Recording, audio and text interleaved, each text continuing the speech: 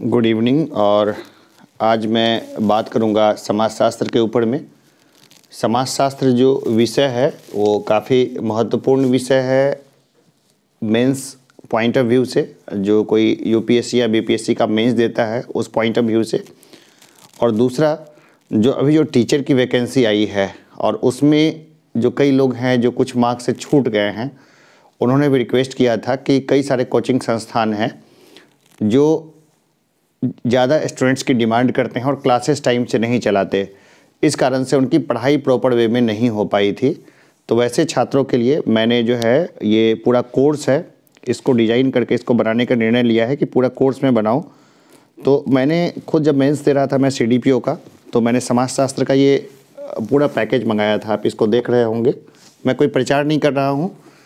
और ये देखिए, ये सारे बुकलेट्स हैं। टोटल कितने बुकलेट्स हैं मैं यहाँ पर दिखाऊं तो 1 2 3 4 5 6 7 8 9 बुकलेट मेरे हाथ में है। होगा 10 या 12 बुकलेट्स रहे होंगे टोटल ही, ठीक है। तो ये मेरे हाथ में है। तो मैंने इसको पूरा पढ़ाई किया है, हर चीज़ को एकदम एक एक लाइन बाय लाइन मैंने इसको स्टडी किया। ये सेम पैकेज मेरे पास पहले भी था, लेकिन मैंने इस तरह से पढ़ाई की थी कोई फिर पढ़ने लायक नहीं रह गया था। तो इस हिसाब से मैंने फिर दोबारा इस पैकेज को लिया। और देखिए, समाजशास्त्र में ऑब्जेक्टिव पेपर आए या फिर सब्जेक्टिव पेपर आए, जो पूरा गहन जो ज्ञान होता है ना, वो ज़रूरी है। सबसे जो छात्रों को जो परेशान करता है वो होता है फिलोसफर्स के स्टेटमेंट्स। कई सारे जो फिलोसफर्स हैं, दार्शनिक, उनका जो स्टेटमेंट है वो याद नहीं रख पाते और उनको बार बार रिवीजन की ज़रूरत पड़ती है। तो देखिए, कोई भी सब्जेक्ट हो, मैं समाजशास्त्र को लेके चलूँगा तो उसमें क्या है ना, रेगुलर की पढ़ाई की ज़रूरत पड़ती है, एकदम रेगुलर, ठीक है। ये नहीं कि जैसे मैं कई छात्र को जानता हूँ, एक छात्र बिल्कुल मेरा करीब है जो 4 नंबर से जिसका सिलेक्शन नहीं हुआ एग्ज़ाम में। तो मैंने उससे पूछा कि भाई क्यों नहीं हुआ सिलेक्शन। तो वो बिजनेसमैन है और उसने अपनी दुकान बंद करके उसने काफ़ी लंबा 2-3 महीने पूरा खुद डेडिकेटेड जो है टाइम दिया था TRE 2.0 के लिए, जो टीचर्स रिक्वायरमेंट्स एग्ज़ाम्स हुए थे उसके लिए, लेकिन उसका सिलेक्शन नहीं हुआ। तो मैंने उसको यही सलाह दी कि देखो भाई, 2 महीना पूरा समय मत दो। सबसे बेस्ट ये रहता है कि डेली काम तो करो ही, लेकिन अपने व्यस्त समय में से 2 3 4 घंटा रोज़ निकालो। 2 घंटा, 2 आवर या फिर 3 आवर, ठीक है, ये रोज़ निकालना है, सुबह और शाम मिला करके। रिवीजन प्लान भी इसी में है जो शामिल रहना चाहिए। इतना काफ़ी है जिससे एग्ज़ाम निकल जाएगा। फिर एग्ज़ाम की जब डेट और टाइम आ जाता है ना, तो स्वाभाविक रूप से लोगों की स्पीड क्या होती है, बढ़ जाती है, जो सीरियस एस्पिरेंट्स होते हैं उनकी। और जो नॉन सीरियस हैं भाई, उसी का तो बेनिफिट्स मिलता है सीरियस को, कि लाखों लोग एग्ज़ाम्स देते हैं जो कि कभी भी रेस में होते ही नहीं हैं। तो इसलिए जो थोड़ा सा भी सीरियस एस्पिरेंट्स है, वो अगर थोड़े से स्टेप्स को फॉलो करे तो वो बहुत आराम से एग्ज़ाम्स को निकाल लेंगे। अगर आप अभी मेरी इस वीडियो को देख रहे हैं तो मैं ये मान के चलता हूँ कि आप सब लोग क्या है, सीरियस एस्पिरेंट्स होंगे। तो एक चीज़ और है कि मैं स्पष्ट कर दूँ कि मैं अब जो इस मिथिला एकेडमी पे पढ़ाऊँगा, तो वो जो मेरी पढ़ाई होगी ना, वो फ्री होगी स्टूडेंट्स के लिए। जितना पेड मटेरियल्स वगैरह जो यहाँ वहाँ मिलता है उसकी ज़रूरत नहीं पड़ेगी। मैं एक प्लेलिस्ट बना दूँगा समाजशास्त्र का, और वहाँ पर ये सारा जो क्लासेस होगा वो फ्री होगा। इसी तरह पॉलिटिकल साइंस का भी मैं एक बनाऊँगा और वहाँ भी ये पढ़ाई फ्री होगा। फिर मैं कंप्यूटर साइंस और अदर सब्जेक्ट्स का भी बनाने का कोशिश करूँगा, और ये सब क्या है, फ्री होगा। और लेकिन फिर भी मैं एक बात बोलूँगा कि मेरे ऊपर फुली डिपेंडेंट मत रहिएगा, मुझसे सलाह ले लीजिएगा। और एक चीज़ मैं स्पष्ट बता दूँ, सेल्फ स्टडी जो होती है ना, वो बेस्ट स्टडी होती है। सेल्फ स्टडी करने वाले हमेशा बहुत अच्छा करते हैं। सेल्फ स्टडी करना कैसे है, इसको लेकर के टाइम टू टाइम अगर मेरे से कोई सलाह चाहिए तो मैं उसको ज़रूर बताऊँगा, मैं हमेशा बताऊँगा। देखिए क्या होता है ना, जैसे जब लोग तैयारी करते हैं ना, तो ये ग्राफ चलता है। एक बार तो सीधा उनका मोटिवेशन एकदम हाई होता है, अगले पल उनका मोटिवेशन एकदम से डाउन चला जाता है, फिर मोटिवेशन हाई रहता है, फिर मोटिवेशन डाउन चला जाता है। तो यहाँ पर जो टीचर होती है ना, उसकी यही भूमिका होती है कि वो मोटिवेशन को क्या है, कांस्टेंट रहे। जो अगर ज़्यादा ऊपर जा रहा है तो भी उसको कर्व करे, ज़्यादा नीचे जा रहा है तो भी उसको क्या है, उसको कोप करे। इस तरीके से जो है उसको लेकर के चले। समाजशास्त्र के साथ एक क्या है ना कि समाजशास्त्र जो है ना, वो साइंस का रूप है या नहीं है, इसको लेकर के बहुत सारी बातें भी लोग करते हैं। देखिए, जो फिज़िक्स केमिस्ट्री की जो थ्योरीज़ है या जो साइंटिफिक थ्योरीज़ है, वो कुछ थ्योरीज़ है जो पूरे ब्रह्मांड पे लगभग लागू होती है, लेकिन समाजशास्त्र में हर समाज के लिए अलग थ्योरी बनानी होती है। तो यहाँ पर छात्रों को परेशानी होती है। और मैं तो ये मानता हूँ कि मैं साइंस का छात्र रहा हूँ, मैंने कंप्यूटर साइंस से पूरी पढ़ाई की है, असिस्टेंट प्रोफेसर रहा मैं कंप्यूटर साइंस डिपार्टमेंट में ही।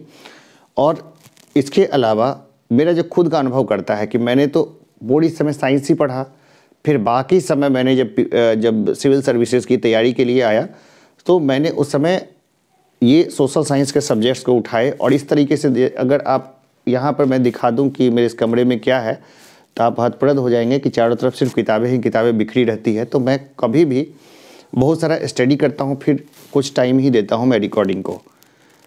तो देखिए, जो है ना, सबसे पहले है मोटिवेशन जो है ना, उसको कांस्टेंट रहना है, एक रूटीन लाइफ जीनी है कभी भी। समाजशास्त्र में हर समाज के लिए अलग प्रिंसिपल्स होते हैं, अलग सिद्धांत होते हैं। तो इसलिए समाजशास्त्र ये जो अलग जो सब्जेक्ट होते हैं, आर्ट्स के सब्जेक्ट होते हैं, कई मामलों में मुझे साइंस के सब्जेक्ट से ज़्यादा कठिन प्रतीत होते हैं। जिन्होंने साइंस और आर्ट्स दोनों पढ़ा है वो बहुत अच्छे से आपको बता पाएंगे कि सोशल साइंस के सब्जेक्ट आसान नहीं होते हैं, वो भी क्या होते हैं, मुश्किल होता है। बस ये है कि सोशल साइंस के जो सब्जेक्ट्स होते हैं उनमें ऑब्जेक्टिविटी नहीं होती है, वो ज़्यादा सब्जेक्टिव होते हैं। तो लोग कुछ ना कुछ लिख पाते हैं, इसलिए उसको आसान समझते हैं। उसके अपने नुकसान हैं, क्योंकि जब एग्ज़ाम देते हैं तो बहुत अच्छे मार्क्स नहीं आते। लेकिन साइंस के सब्जेक्ट्स में ऑब्जेक्टिविटी होती है, जिसके कारण उसमें मार्क्स खूब आते हैं। तो मुझे जो साइंस के सब्जेक्ट्स में बहुत हमेशा अच्छे मार्क्स आए, लेकिन मैंने जब सोशल साइंस के सब्जेक्ट्स लेके मेंस दिया तो कई बार अच्छे मार्क्स आए, कई बार बेहतर उत्तर पर भी उतने अच्छे मार्क्स नहीं आए। अब आयोग पे या बाकी पे ब्लेम करना अच्छा नहीं है, क्योंकि अलग अलग टीचर्स का अलग अलग मार्क्स देने का क्राइटेरिया होता है और माइंडसेट होता है।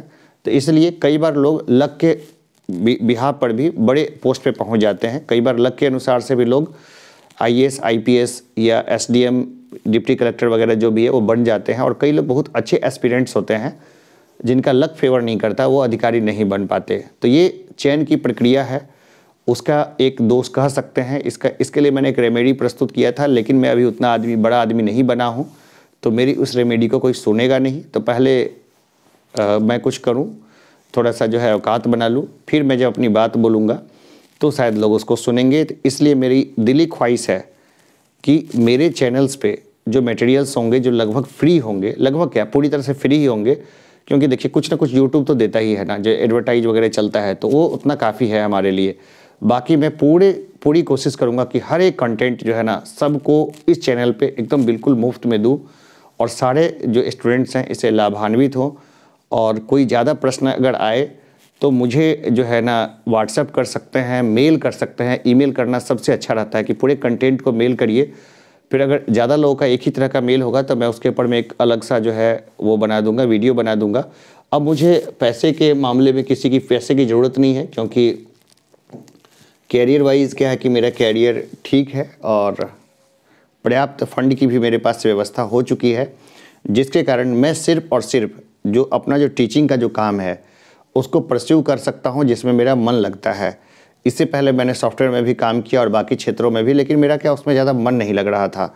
मेरी इच्छा ये थी कि जो गरीब से गरीब का जो बच्चा है ना, या एकदम जो सब एकदम बॉटम लाइन पे हैं, यानी हाशिए पे जो लोग पड़े हुए हैं, उनके बच्चों को भी ऐसी अपॉर्चुनिटी प्रदान करना ताकि वो भी अधिकारी बन जाए।